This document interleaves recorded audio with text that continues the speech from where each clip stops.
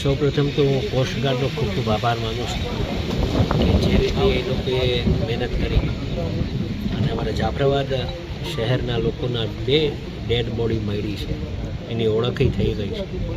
આજે એનો પરિવાર ખૂબ દુઃખની લાગણી અનુભવે છે. એના સાથે અમે પણ આ વિસ્તારના એક જનપ્રતિનિધિ તરીકે અમને પણ ખૂબ મોટું દુઃખ થયું છે. પણ સરકારશ્રી પાસે જે વ્યવસ્થા સરકારશ્રીએ કરી, જે તંત્રએ કરી, એનો પણ અમે આભાર માનીએ છીએ. હેલિકોપ્ટરની સુવિધા મળી, શિપની સુવિધા મળી અને શિપને સફળતા પણ મળી.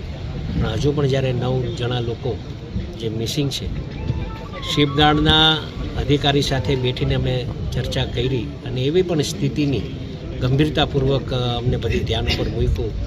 એવે જે વર્ણન કર્યું એ વર્ણન અમને પણ શોકદાયી કે જે સ્થિતિએ એ લોકોએ કામ કર્યું છે એ સ્થિતિ એ લોકોને જ પૂછી શકાય.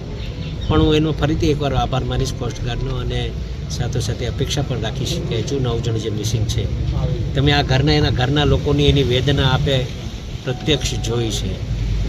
જેના ઘરમાં આ બનાવ બન્યો હોય એને સ્થિતિ એની ખબર હોય. આપણે તો કાંઠે બેઠા છીએ.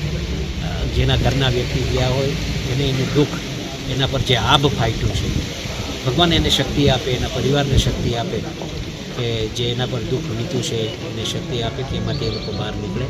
પણ હજુ પણ અમારા જે 9 લોકો મિસિંગ છે એના માટે કવાયત ચાલુ છે અને વહેલામાં વહેલી તકે આજની જે આપાતકાલીન પરિસ્થિતિ ઉદ્ભવી છે એમાં સક્રિય રીતે તમામ વહીવટીતંત્ર ભાગ લઈ અને બચાવની કામગીરીમાં જોડાયેલું છે. સ્થાનિક આગેવાનો, જે બોટ એસોસિએશનના પ્રમુખશ્રીઓ છે, સ્થાનિક રાજકીય આગેવાનો તેમજ વહીવટીતંત્ર તમામ આ કામગીરીમાં ઝુંબેશ સ્વરૂપે જોડાયેલું છે. અહીંયા પરિસ્થિતિની હાલની વાત કરીએ તો ટોટલ 1087 બોટો ટોકન લઈ અને ફિશિંગમાં ગઈ હતી. તે તમામ બોટો આપણી બંદર કાંઠે પરત ફરેલી છે.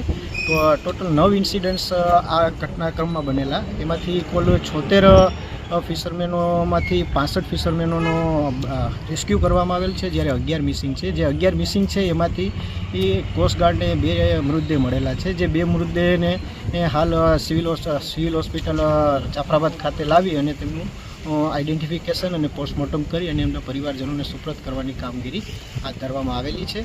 અને જે બાકીના છે 9 મિસિંગ છે તેમને શોધખોળની પ્રક્રિયા હાલ તંત્ર દ્વારા ઝુંબેશ સ્વરૂપે ચાલુ છે. કોસ્ટગાર્ડના 2 શિપ અને 4 હેલિકોપ્ટર અને ચોપર મારફત આ શોધખોળની પ્રક્રિયા હાથ ધરવામાં આવી રહેલ છે.